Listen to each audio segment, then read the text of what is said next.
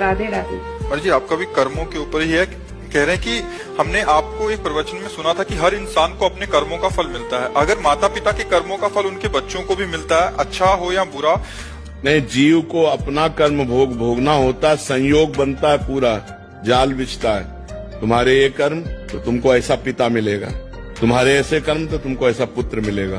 वो कर्म का पूरा विधान मिलाया जाता है और पूरा परिवार बनता है उस जाल में। ये माँ है, ये बहन है, ये भाई है, ये पिता है, ये रिश्ता है, ये नाता है। जिसको जितना भोगना है उतना उसको दुख भोगना पड़ेगा। कर्म सबके उसमें मिलित होते हैं, तभी वो आकर उनका पुत्र बनता है, तभी उनकी माँ बनती, तभी उनका पिता बनता है। ऐसा नहीं कि केवल एक व्यक्ति का कर्म पूरे परिवार को दुख दे रहा है, नहीं, उसके भी कर्म उसमें जुड़े हुए हैं। पिता का पाप कर्म ऐसे पापी पुत्र को जन्म देगा जो जन्म से लेकर के मरण तक उसको नाना प्रकार के दुख ही दुख देगा।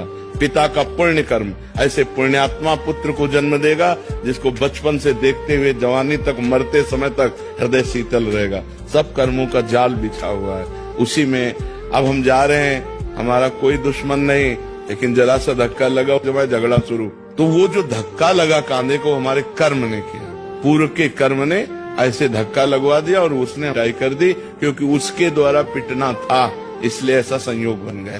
कर्मों का बड़ा सूक्ष्म स्वरूप है, उसका निर्णय करना बहुत कठिन है, वो तो केवल भगवान ही जानते हैं।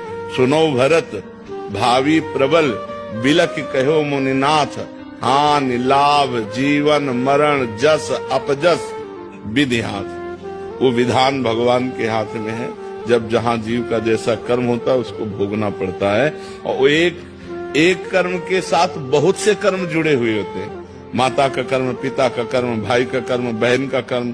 तो अब एक ने गलती की और सबको दुखी होना पड़ा, उनको अपने अपने कर्मों का फल भोगना पड़ रहा है, क्योंकि वो ऐसा ही कर्म करेगा कि पूरा परिवार जले।